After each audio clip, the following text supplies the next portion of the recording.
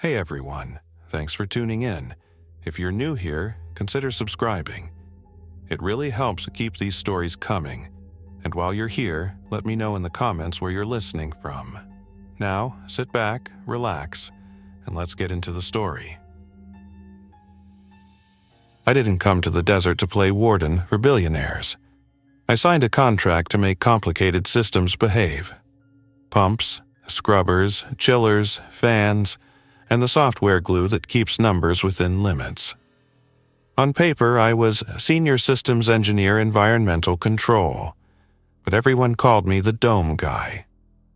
The compound sat in the Sonoran Desert, west of Tucson and north of Ajo, a pale half-sphere that looked like an oversized pearl set in gravel and creosote.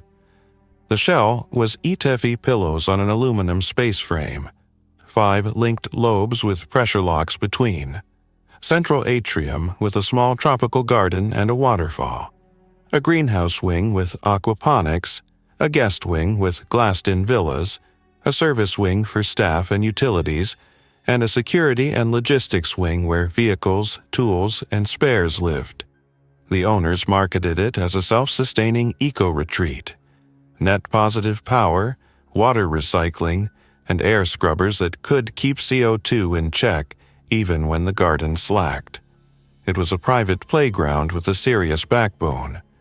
That backbone became my problem the night the staff started getting sick. My day normally began in the control room at 6:30, coffee in hand, shoes squeaking on epoxy floor, eyes on the 3x2 wall of 4K displays. The Supervisory Control and Data Acquisition System, SCADA, was my cockpit. I lived inside its trends. The oxygen held steady between 20.6% and 21.1%. CO2 stayed under 1,000 ppm thanks to a mix of plant uptake and 2 twin-tower molecular sieve units that pulled O2 from ambient when we needed to top off, and a separate amine-based CO2 scrubber loop.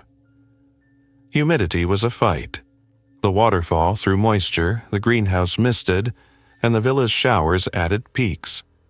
Our chilled water loop fed air handlers through variable air volume boxes and modern EC fans with MERV 13 pre-filters and HEPA final filters in the scrubber room and med bay. The battery bank was a Life PO4 setup, 6 racks of 280 Ah cells and 16-cell strings, around 1.8 MWh effective, managed by a conservative BMS. 12 inverters split between 2 SMA Sunny Island clusters did the heavy lifting. Outside, on adjustable tilt racking, 2.5 MW of bifacial panels sat like gray sails. It was a good system. It tolerated mistakes. It didn't tolerate panic. The weekend it happened, we had 11 guests in residence. A tech investor couple with their teenage son, a retired athlete and her trainer, 2 entertainment executives, a crypto guy with a quiet girlfriend and a small family. Mom, Dad, 5-year-old, who had booked months in advance for a birthday. Staff included a head of security named Rivas, a former deputy who ran a tight radios-only protocol. His 2 detail members, Sawyer and Lang. 2 horticulture techs, Cami and Patel. Aquaculture lead, Soto. 2 housekeepers, a chef, me, and a facilities generalist named Eli who could fix anything as long as you didn't ask him to explain it. The first odd call came from housekeeping on Saturday afternoon. Nausea, headaches, chills. I checked HVAC and CO2 levels, normal. Then the chef reported a fever and left mid-shift. By Sunday morning, the med bay had 3 cots occupied and 1 guest complaining that he felt off.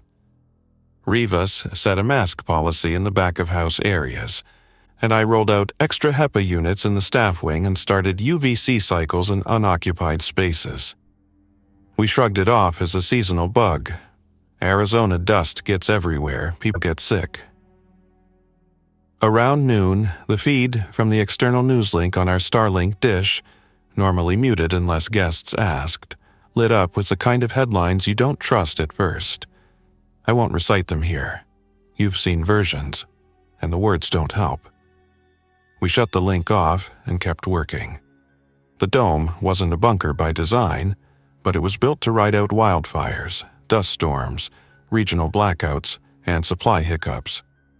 We had water recovery, on-site RO and remineralization, a well with a permit and a downhole pump, and enough dry goods to keep 20 people fed for 2 months if the greenhouse and fish underperformed. We had a policy. If the region looks unstable, we seal and switch to internal circulation, minimal exchanges, and tight visitor controls. By Sunday night, the chef had deteriorated. The medbay nurse, contracted per stay, asked us to isolate him in one of the utility rooms. He didn't want guests seeing a gurney in the hall. Rivas moved him with Sawyer's help. I watched on the ceiling cameras as they wheeled him past the scrubber room.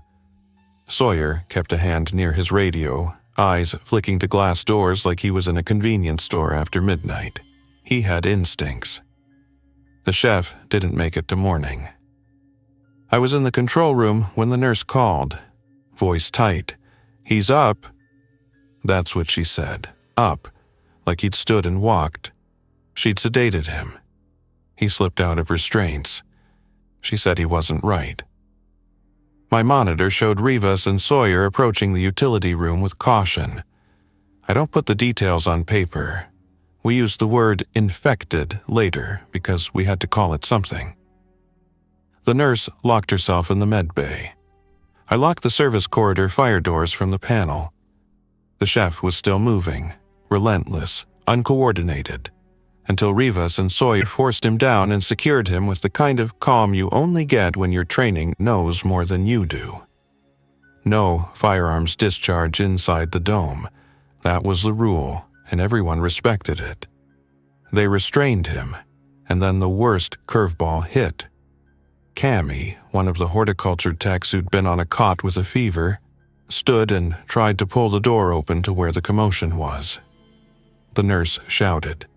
Sawyer wedged the med bay door shut and told me to hold corridor locks. When we gathered in the atrium, 12 people, including 6 guests who had put shoes on but looked like they'd rather not know, I explained the air system. It wasn't a lecture, it was a plea for cooperation. The dome's oxygen budget assumed a fixed head count. The villas weren't separate planets connected by magic. They lived on shared supply, return, and a balancing plan we tuned for people, plants, and fish. If everyone sealed themselves into their private glass boxes and ran showers and induction cooktops like nothing changed, we'd blow our humidity and CO2 budgets by lunch and start dipping into the scrubber reserve by dinner. A guest interrupted. He had a villa overlook subscription level, the kind of person who never waited in line his whole life. And he wanted his spouse and son with him, not in the atrium with strangers. He said they'd pay whatever add-on services were required. I told him the thing money couldn't modify. If we fractured into islands, the airflow would stop being predictable. Our CO2 drift would get patchy. The scrubbers could even pull contaminated air if someone opened a line somewhere they shouldn't. He looked at the glass, at the rainforest mural, at me, and said he understood. He also walked away 5 minutes later and sealed himself and his family inside their villa, sliding a heavy planter against the inside of the door like I wouldn't notice. By early afternoon, we had 4 sick and 1 secured. The feed from the outside news, which we alternated between off and on, showed more than a regional issue. Rivas split us into teams. Security's focus was perimeter and people. Mine was air and power. Eli took water. Soto stayed with the fish and nutrient dosing because the greenhouse and aquaponics were our calorie engine. Patel ran misters and shading, then joined me to reprogram the controls so we could throttle the garden without killing the plants. At 1620, a wall of dust rolled toward us from the southeast. A classic haboob, visibility dropping to sepia.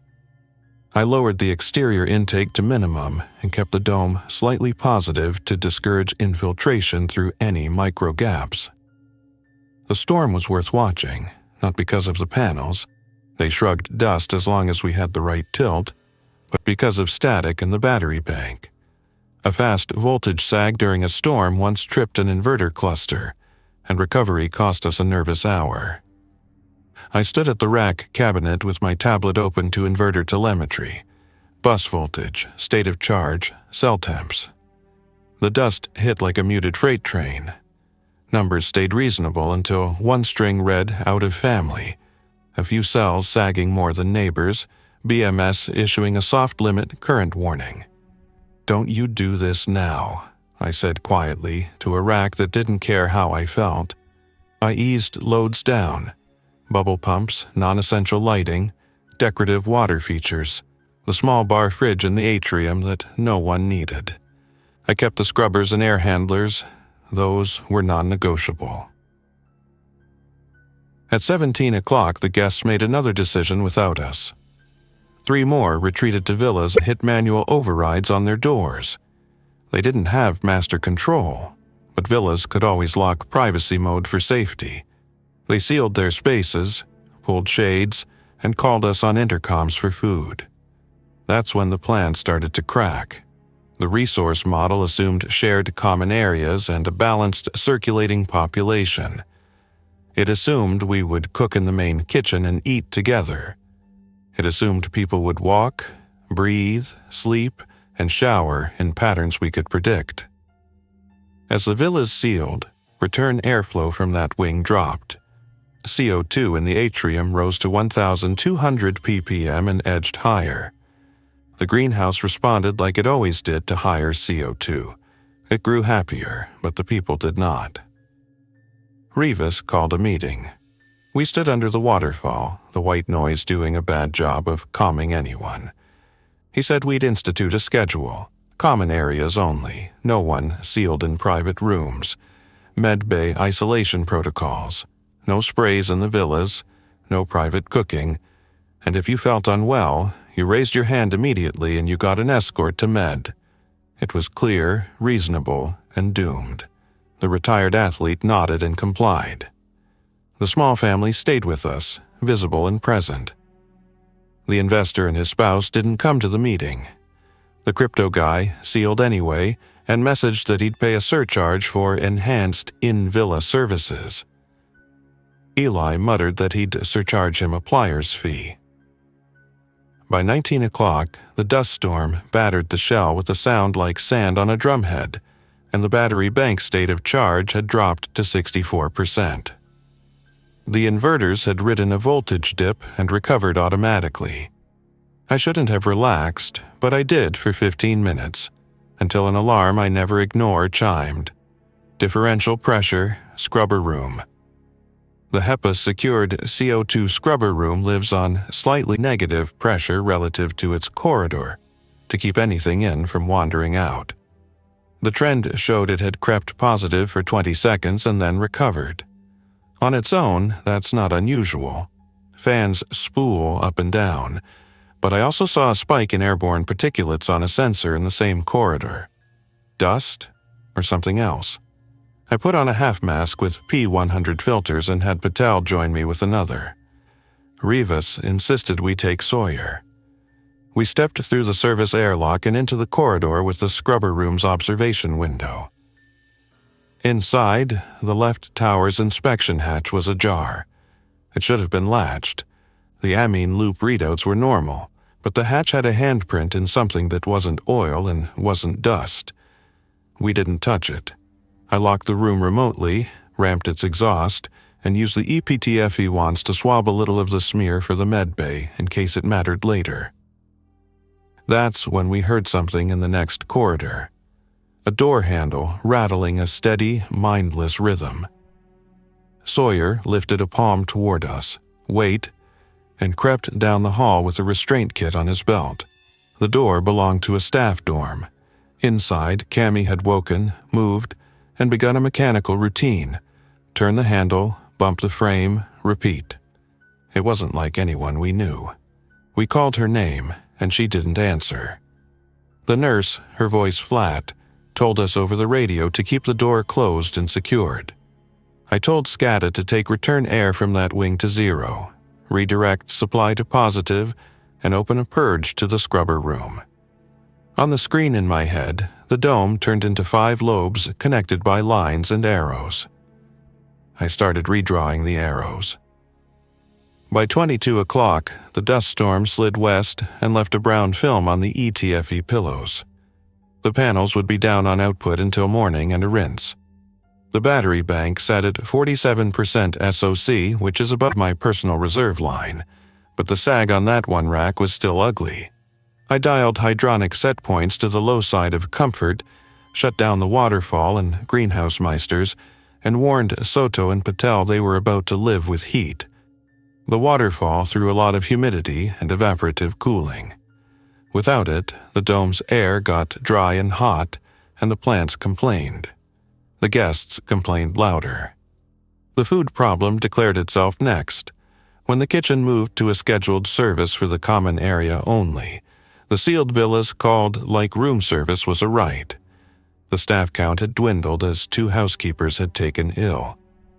The nurse struggled with the med bay. Eli washed dishes and tried to keep the RO skid happy. Soto watched the fish. Tilapia in a set of linked tanks with a swirl separator and biofilter. We were fine on protein as long as no one panicked and stripped the tanks. The lettuce raft and herb channels wanted cooler temperatures than we could give them.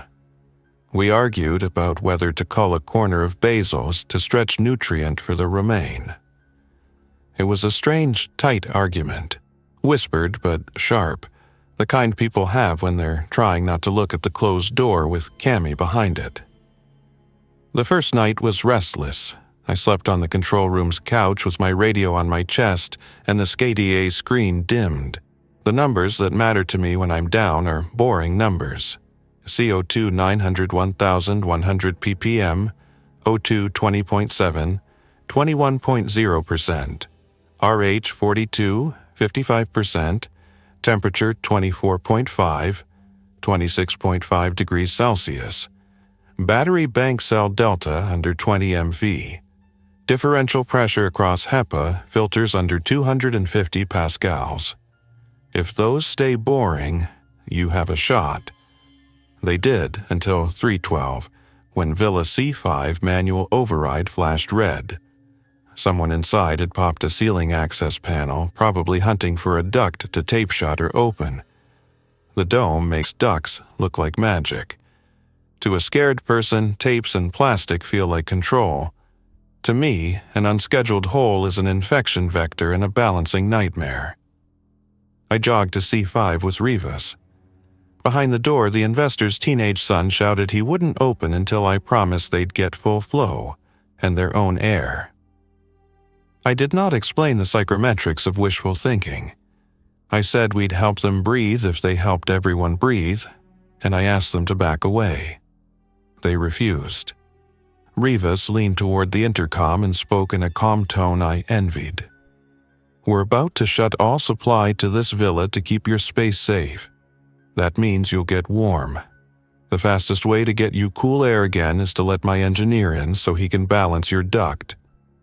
You have 10 seconds to decide how uncomfortable you want to be in the next hour. I didn't know if it would work. The latch clicked. We entered, masks on, gloves on, keeping distance. I peered at the ceiling panel they'd pried. The investor had wrapped a return with kitchen plastic wrap and blue painter's tape. It fluttered uselessly. I cut it carefully, reseated the panel, and sealed the perimeter with water-based mastic. We left without saying anything cruel. There wasn't time for lecturing. Morning came with a pale yellow sun and panels buried under dust. We had a wash plan. 2 275-gallon IBC totes on a small electric cart, a hose boom, soft brushes, and a low-pressure pump. Usually, Patel and Eli did it together. That morning, it was me and Eli, masks up for dust, moving like people who hadn't slept. The array is a sea you walk into, tongue of gravel underfoot. jackrabbits sometimes watching from the shade of the combiner boxes. At 7:30, the news didn't matter. Getting kilowatts back did. We sprayed, brushed, sprayed, watched the telemetry climb from 18 kilowatts to 146 kilowatts to 380 kilowatts as inverters picked up. By 9 o'clock, we crossed 1 MW and the battery bank smiled. I ordered a short equalization on the sagging rack. Gentle nudges, nothing aggressive. It stabilized, but I logged it. We'd need to isolate that rack if the sag got worse.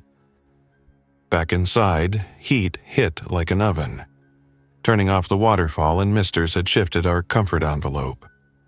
The tropical garden looked less like an ad and more like a steam-baked airport.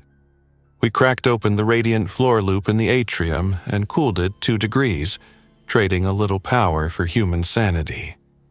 The guests gathered and did something surprising. They asked what they could do.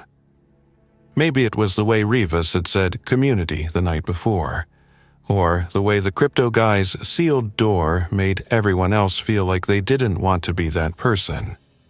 The retired athlete offered to help Soto with the fish. She'd worked rehab pools and hated sitting still. The trainer took a cleaning cart and started disinfecting high-touch surfaces on a schedule. The small family organized toys and read to the kid in the corner. The entertainment executives offered to call their networks, then realized there was no network to fix. And the investor couple, after a quiet talk with their son, came back out and asked if they could help clean solar panels the next day. People are surprising, good and stubborn in the same hour. We were not out of trouble. Midday, the nurse reported that Cammy had stopped responding in the dorm. Rivas called it in plain words. We have another infected. He, Sawyer, and Lang took restraints and shields.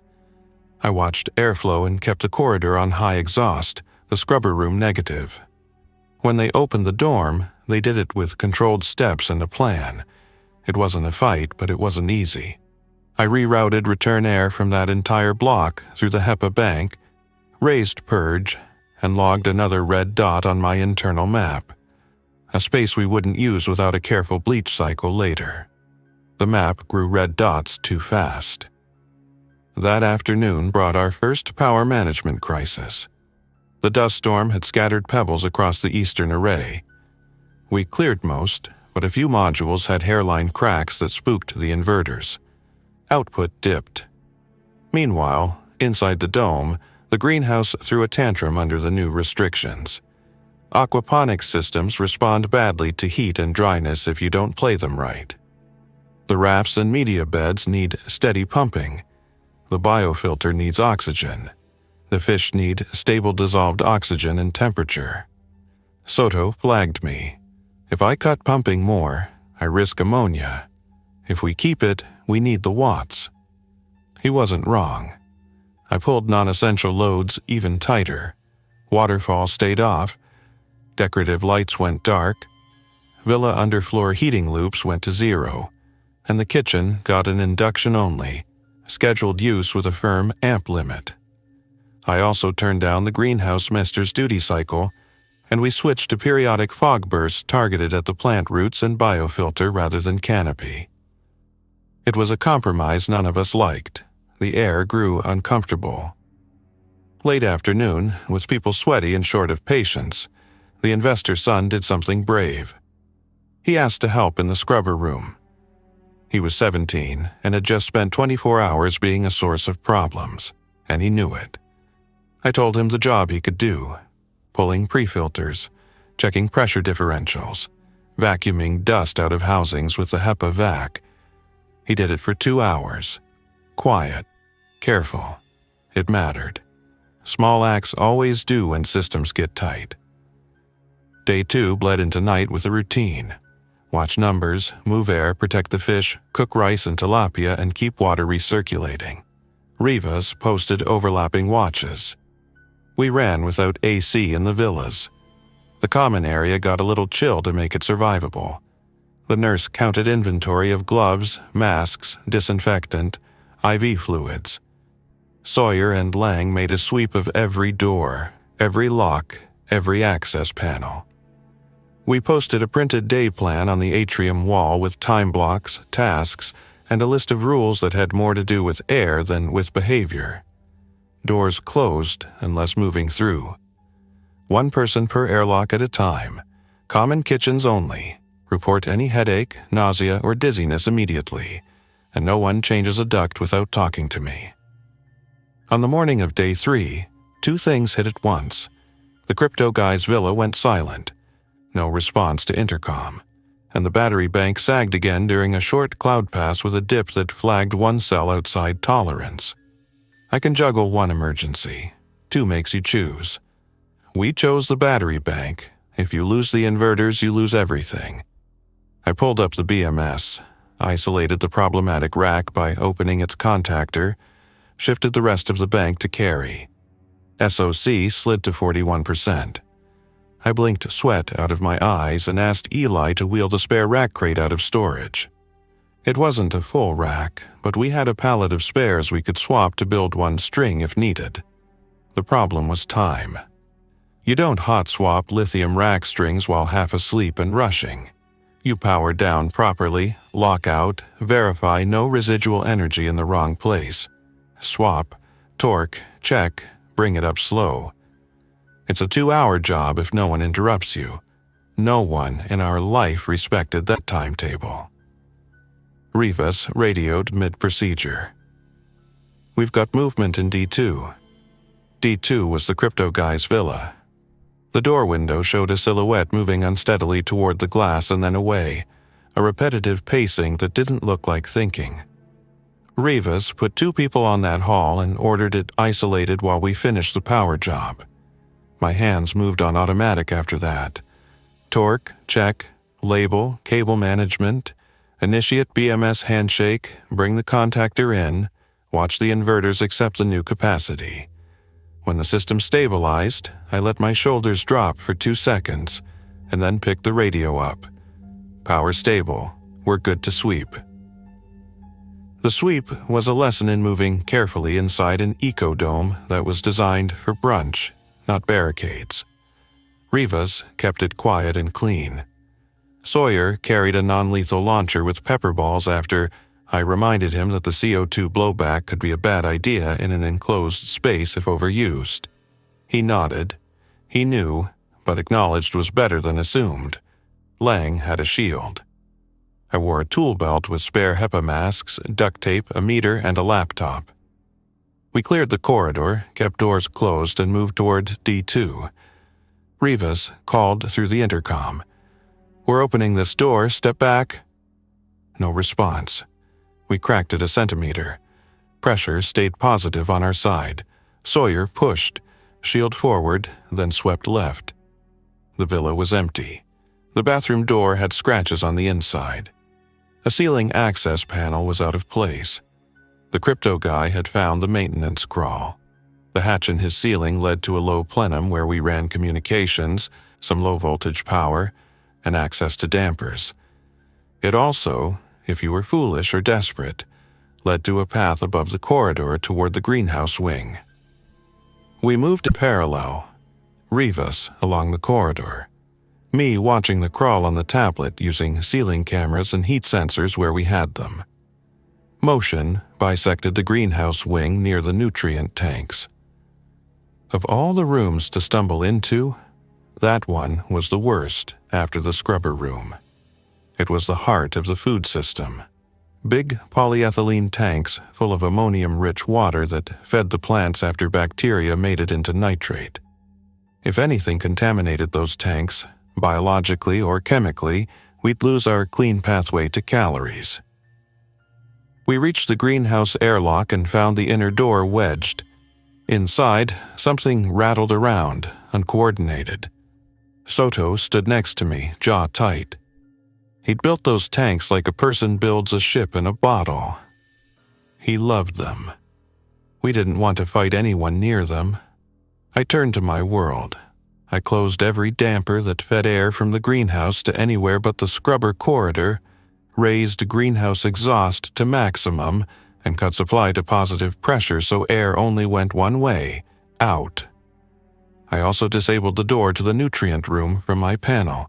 If you weren't a system admin, it was just a dead handle.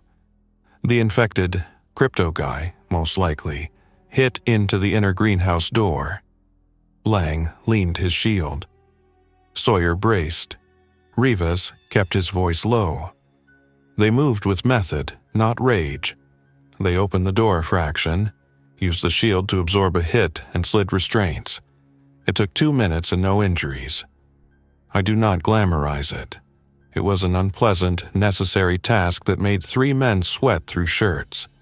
They secured him and moved him to an isolation room we'd made by repurposing a service closet with added HEPA-negative air. The nurse sedated him and looked older when she finished. We added another red dot to my map, the villa with a ceiling panel out. We added another task to our schedule. Plate the crawl access with screwed steel until this was over. We had hardware, we had drills, we had patience left in a shallow bucket. The second half of day 3 turned into a mechanical marathon. We needed to restore control of the airflow that the sealed villas had stolen. Villas have their own VAV boxes with local control, but report to SCADA. Most of the guests had returned to the common plan, but their rooms were still tuned for privacy comfort rather than group survival. I opened dampers to ensure supply had a clear route to the atrium and back. I reduced return in corridors that adjoined any red dot rooms. I also reshaped overall circulation to route the guest wing return through the HEPA bank before it went anywhere else. The system whined at me. Fans sounded different when they worked harder, but the numbers settled. CO2 drifted down to 850 ppm. O2 stayed 20.9%. Humidity hovered 45% with spikes around mealtimes and showers. I liked those numbers. They let you think about the next hour instead of the next minute. We made it through the third night on relative autopilot. Watches rotated. The child with the small family fell asleep on the couch as someone read about desert tortoises from a picture book we found in a drawer. Small, normal things do more to stabilize humans than any speech. The athlete cleaned tables again without being asked. Eli fixed a small leak on the RO skid with a new ferrule and an "I hate" push to connect under his breath. We lived. On the morning of day 4, Rivas came to me with a plan and a demand. We have to secure the scrubber room, the nutrient tanks, and the battery bank. Those 3 rooms are our heart. We hold them, we hold the dome. I agreed. He wanted to sweep to reconfirm those rooms were clean and harden them further. He had Sawyer and Lang ready, plus 2 volunteers, the retired athlete and the investor's son. He asked me to draw the airflow so the sweep's path flowed with air, not against it, like swimming the right way in a current. I sketched it. Start at the medbay corridor, move past the staff dorms, doors secured. Then sweep the scrubber room, battery room, and greenhouse. I'd keep exhaust high where we entered and supply low where we cleared. We moved at 9 o'clock. The air had that warm, filtered scent that means the filters are doing work. We cleared the medbay corridor. The nurse waved but stayed on task. We reached the staff dorms. Cammie's door was still locked. We noted it and kept moving. At the scrubber room, I presented a key and a code and we entered in masks and gloves. Inside, we checked the hatch we'd seen open 2 days earlier. It was sealed. I pulled pre-filter racks and handed the frames to the investor's son, who moved them to the corridor for vacuuming. We read differential pressures across the HEPA final stage, high but within spec. We logged it. I scheduled a filter change for after this, but not now. Not with the nurse low on masks and everyone low on patience. Next, the battery bank. We swiped in. I checked bus bars with a meter, not trusting screens alone. I felt the hum of inverters in my bones, solid, confident. The new rack sat like a fresh tooth. I checked torque witness marks on lugs. They held. We left that room feeling like an island inside the island, a place that behaved. Finally, the greenhouse. We entered through the airlock in pairs. The air smelled like basil, moisture, and plastic. The aquaponics channels gurgled. Soto and the athlete were already inside, eyes on the fish. The nutrient tanks wept a thin line of condensation down their sides, warmer than the air. I checked the dosing pumps. Peristaltics with slow, reliable heartbeat pulses. I swabbed the floor near the crypto guy's earlier path and hit it with disinfectant. Then something went sideways in a way I should have predicted. The RO skid in the service wing alarmed, low permeate flow. Eli called it on the radio. "We're fouling. Pressure's up." We couldn't survive long without makeup, water, and polishing. We could, in an emergency, run a few days on storage. But I'd been using storage to keep things stable under the heat. I asked Eli to switch to the secondary cartridge filters, bump the pump speed, and backflush.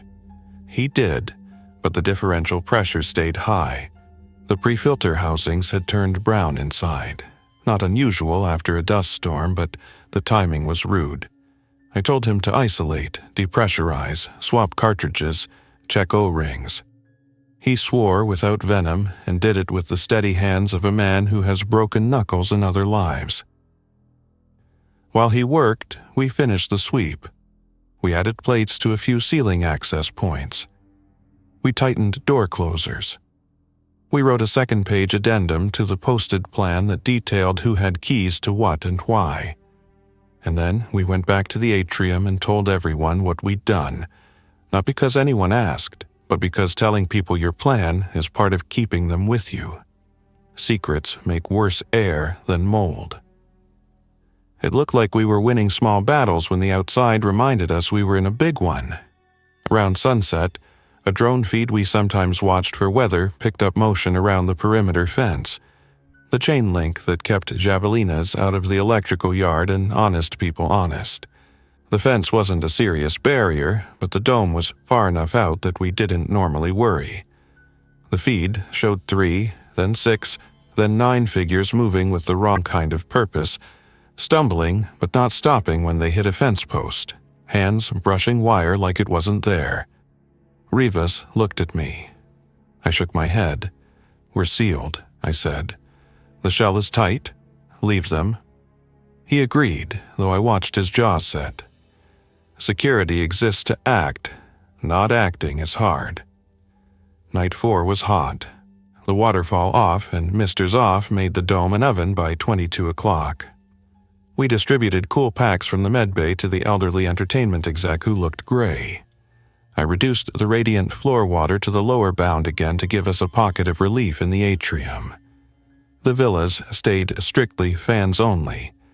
I felt like a miser handing out comfort in pennies and nickels. People didn't snap. The child slept. The nurse checked vitals. We held.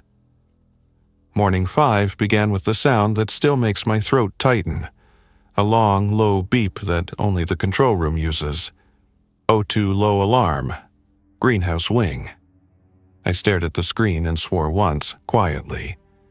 Oxygen falling means either a sensor lying, a scrubber offline, a leak, or an oxygen-consuming event you don't want to name. I pulled up trend lines. The greenhouse had been hovering at 20.5, 20.7% O2. Now, it was 19.8% and dropping. CO2 was up.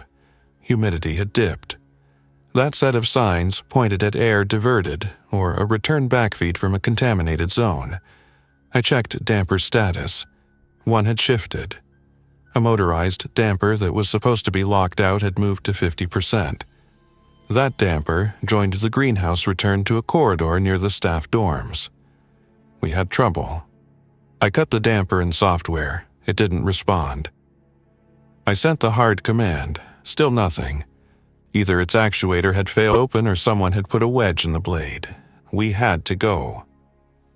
We masked up, this time with PAPRs for Sawyer and Rivas, because if air was wrong, they needed positive protection, and moved into the corridor that connected greenhouse and staff dorms.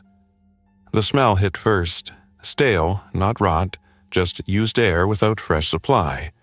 The dorm door that held Cammie's room still stood fast, but the frame had a stress mark. I glanced at the damper access panel above. The blade sat at 50%. A zip tie and a piece of shim stock had been forced into the hinge. Someone had done that from the crawl. The crypto guy. Another? It didn't matter. It needed out. I unscrewed the panel, reached up, and almost lost my screwdriver when something banged at the dorm door from the inside hard enough to rattle the frame. Rivas kept watch. Sawyer braced the door with the shield. I cut the zip tie, pulled the shim, forced the blade by hand to closed, and strapped it with 2 stainless hose clamps. A field fix that would make an HVAC inspector sigh but pass a war story. I resecured the panel and cracked the purge wide. The greenhouse O2 readout stabilized and then slowly climbed.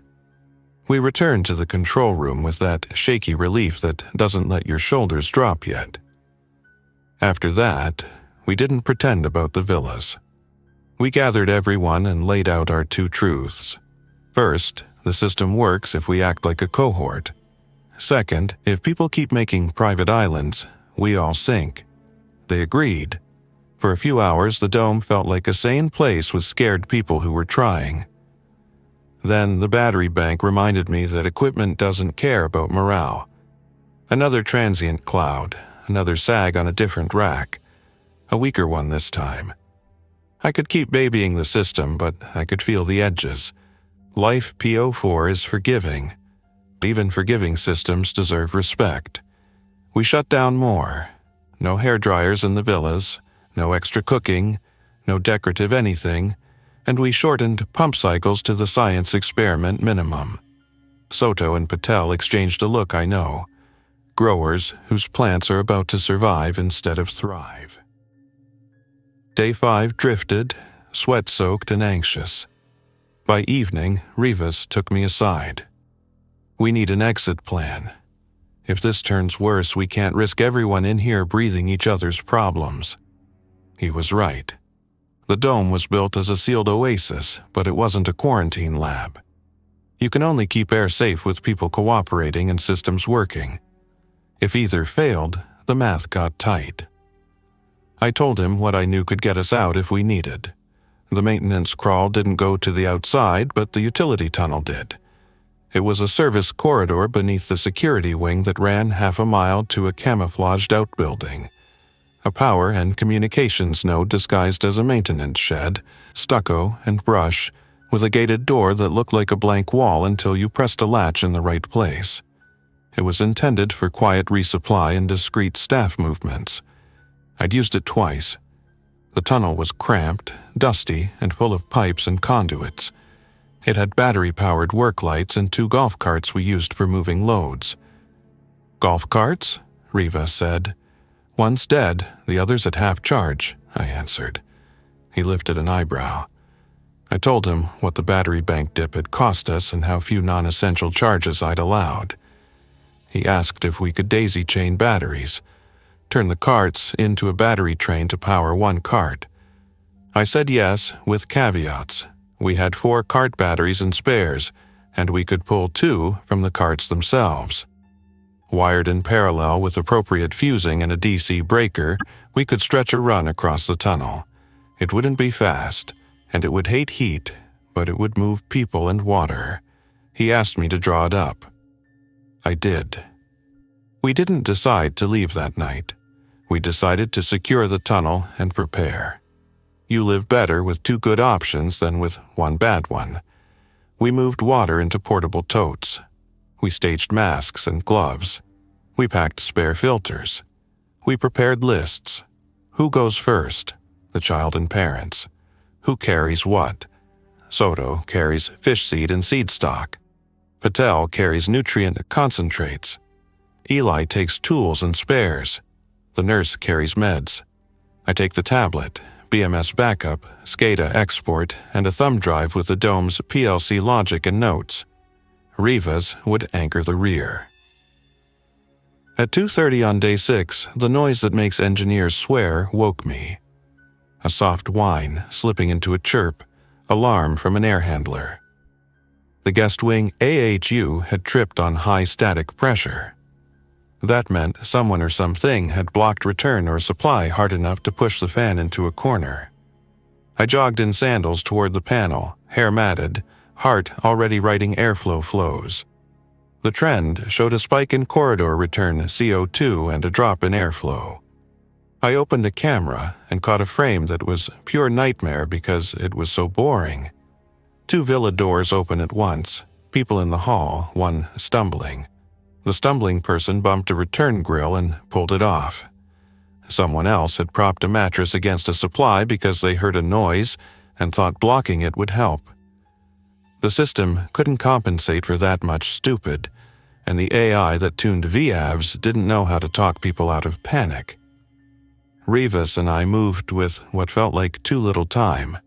We didn't sweep, we triaged. We shut the guest wing air handler down to keep from burning out the fan. We used portable HEPA units like little islands of safety. We asked people to back inside and wait with the doors closed. A woman refused and asked us to escort her to the atrium because she wouldn't be separated from her partner. We did, because saying no would cost time we didn't have. The nurse arrived with masks and a gentle voice. The retired athlete played hallway traffic cop like she'd been doing it her whole life. Eli fixed the return grill with 2 new screws and 1 old one. I brought the handling unit back online, and the static pressure dropped into range. We reset and held steady. When the sun came up, I knew we'd reached the edge of the dome's promise. The equipment still worked, but human factors were eroding the margins and we were wearing down. The infected count had risen by 2 more overnight. 1 housekeeper, 1 entertainment exec who had hidden symptoms. We moved them to the negative pressure closet and logged another pair of red dots. The battery bank sat at 38% SOC with a forecast of partial clouds and hot air. The greenhouse had lost some lettuce and 1 set of herbs. The fish were stable but twitchy in warm water. The nurse's stock of gloves and gowns was thinner. Rivas said what I was thinking. We make the call tonight. We brought everyone into the atrium and told the truth in terms they could live with. Option A: remain sealed, ration power tighter, and purge the guest wing by depressurizing a villa block to isolate airflow. That would save watts and reduce contamination risk, but it would likely harm anyone trapped inside who wasn't announcing themselves. Option B: attempt a night evacuation via the utility tunnel to the outbuilding, bring essentials on a golf cart, and move across the open desert in darkness to a pre-selected rendezvous. A county road 2 miles away where solar farm maintenance crews sometimes parked. No guarantee of help, no guarantee of quiet. We had meshes, masks, a small load of water, and a battery train. We had a shot. I spent midday making Option A possible without it becoming cruelty. If we purged a villa block, I wanted certainty about occupancy. We ran a head count and a double head count. We checked each villa against the camera log, intercom, and IR sensors. We used the door status logs from SCADA. We knocked. We listened. The investor family stepped into the hall and told us to triple-check the crypto guy's block, where we had already isolated airflow. We did. No answer. Cameras showed no heat signatures. We opened the door with a shield in place. Empty. The bed was a mess, the ceiling panel plated now, the vents sealed. I felt weird relief. Meanwhile, I built Option B in metal. In the tunnel, Eli and I pulled the lid off the dead golf cart, unbolted its batteries, checked electrolyte levels, and built a parallel bank on a rolling dolly with a 200-amp DC breaker and fused interconnects. We added Anderson connectors so we could quick swap if a lead ran hot. We left the second cart as the mule and wired the pack to feed it. We tested a run toward the outbuilding with no load. The tunnel sloped slightly, the floor dusty with fine grit. With the load, we estimated the cart could pull 600 pounds at walking speed. We'd have to do 2 trips unless we ditched comfort and carried only water, meds, seed stock, and basic tools. I argued for ditching comfort. Rivas agreed. We packed like people who could count pounds. At 1930, with sunset sour orange behind the opaque ETFE, we held a last meeting at the waterfall that still didn't flow. We laid out both options and promised we would vote. It wasn't a democracy in the legal sense. Rivas held authority on safety, and I held keys to the air. But we asked anyway because asking people to come with you is different than dragging them. Every hand in the room went up for option B, the night escape, with an understanding that if the tunnel proved compromised, we'd revert to option A. The nurse said she'd sit in the middle of the train with the child. The retired athlete and her trainer would take the rear with Rivas if we had to push. The investor family asked to go first with the small family. We said no. The child went first, full stop. They agreed without complaint. The entertainment exec who looked gray sat and breathed quietly and nodded when I asked if he was up for walking. He said yes. The nurse checked him again and adjusted his mask. At 2015, we began. We staged at the service wing access, a wide door that led to the stair down into the tunnel. We moved in groups of 4. The cart went first. Quiet wheels hummed by an electric motor drawing from a battery train that was little more than a carefully wired pile. I walked at the cart's nose with a headlamp. Rivas walked at the rear with the athlete. Sawyer and Lang split the line. Eli wheeled a second dolly with the totes full of water. Soto carried a bucket with fry stock and a CO2-driven air stone we could run on a small cylinder if needed. Patel had seed stock in sealed zip bags. The nurse had a backpack with sterile supplies and a pulse oximeter. The guests carried light, 1 bag each. The walls were concrete, close and warm. Halfway to the outbuilding, the tunnel narrowed at a spot where a conduit ladder stuck out farther than drawings showed. The cart scraped. We backed, adjusted, pressed, and cleared with centimeters to spare.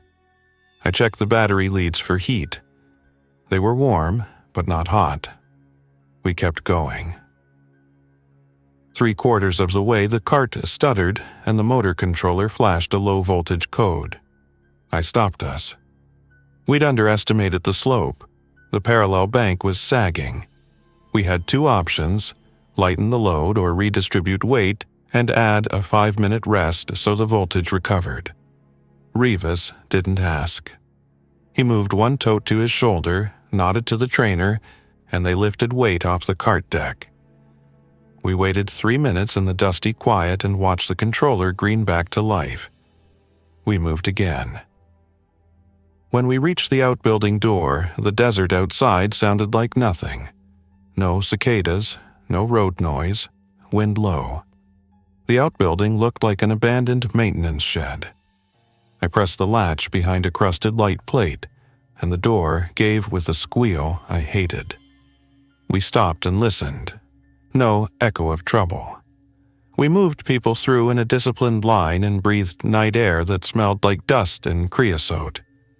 We left the cart inside the outbuilding and took the dolly batteries off its rails to carry by hand, lighter without the steel frame. 2 trips to bring the second group.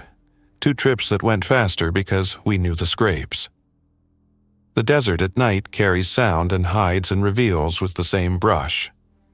We walked with headlamps off and small red lights clipped to belts.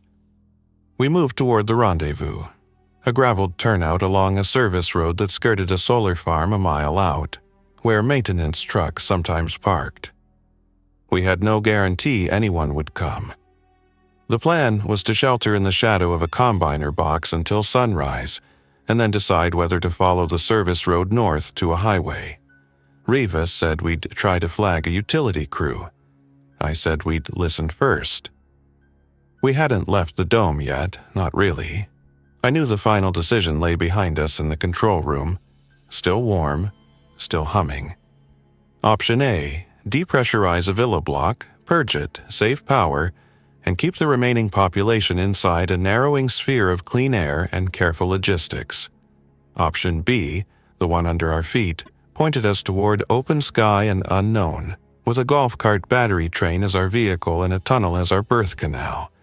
In my ear, through the radio we had left on a through-wired feed so we could still hear the building. The control room voice that was also my own repeated the most boring numbers in the world. 20.7% O2, 840 ppm CO2, 44% RH, 25.6 degrees Celsius. The dome wasn't dead. It could be kept alive by people who did everything right for long enough. We reached the outbuilding's second door, and I used my phone, still useless for calls but good for local codes, to open the external pad. The desert air moved over us and took sweat with it. Rivas looked at me. His eyes asked a question we had been answering in parts for 6 days. Do we choose machine stability with human compromises, or human risk with machine abandonment? I thought about the scrubber towers humming like patient lungs. I thought about the battery rack with its new spares and its fragile neighbors. I thought about the greenhouse with its fish that would keep feeding itself as long as someone kept the pumps moving. I also thought about the math of contagion in confined spaces, about the count of red dots on my map, about the villa block that might still hide someone who didn't answer. I thought about what I signed for, to keep people breathing, not to keep machines running for their own sake. We didn't vote a second time. We didn't need to.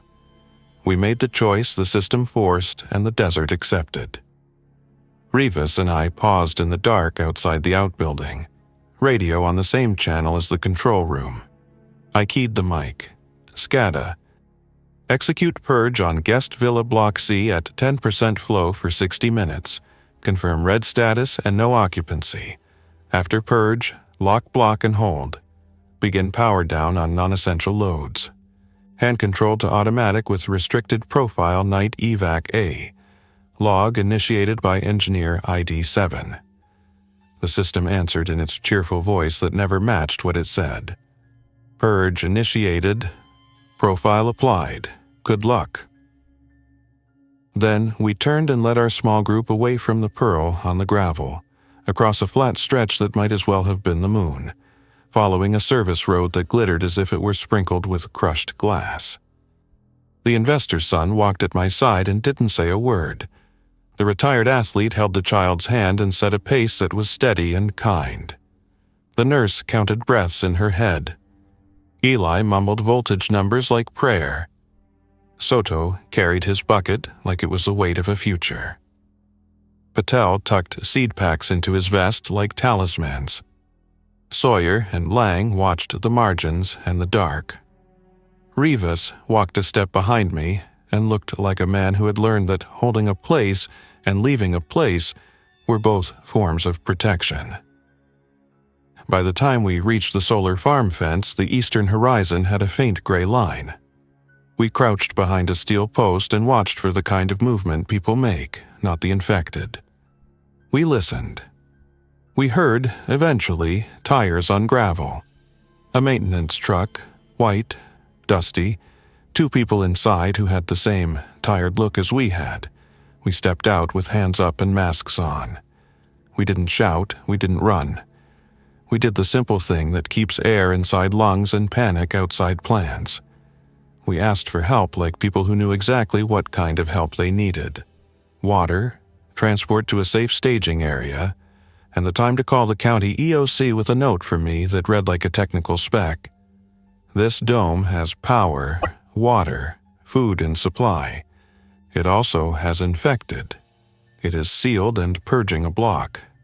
It can support a small return team with PPE to retrieve remaining essentials if needed. It is otherwise stable for a short window if left alone. The maintenance crew looked at us and decided we were the kind of problem they could handle. They gave us water. They let us sit in shade. They keyed a radio that still spoke to systems bigger than ours. I don't know yet what the story becomes in the longer arc. I know what it was in those 6 days: valve positions, amperages, ppm counts, and people making choices that looked like plumbing and felt like ethics. The dome wasn't a fortress. It was a promise that only worked when we carried it together. When that promise cracked, we walked out in the coolest, quietest way we knew, along a tunnel, behind a battery train, through a desert where the air had no walls and the numbers were set by a sky we didn't control. We survived because we understood that air is a shared resource, and so is courage. We survived because a systems engineer will hand you a wrench and tell you what it does, and a security chief will stand where it's hottest and hold the line without yelling.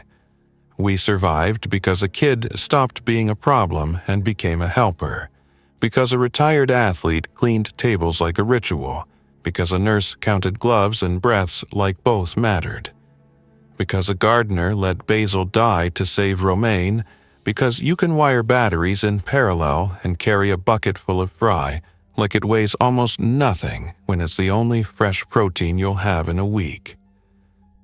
When people ask me later, if later keeps happening, whether we should have stayed and purged, I'll tell them the answer that's still true in the dark. The oxygen was falling and the food was spoiling. The scrubbers would have bought us hours or days. The tunnel bought us a chance. We took the chance because systems are meant to serve people, not the other way around. And if we go back, and we might, it will be with a better plan. Better plates on ceiling hatches, a battery bank with healthier racks, and a rule posted in letters big enough that even a scared person can read it. Shared air, shared plan, shared survival. Thanks for listening. If you enjoyed this story, don't forget to like and subscribe. Your support keeps these creepypastas coming. Until next time, stay alert, stay safe, and never ignore the feeling that something is watching.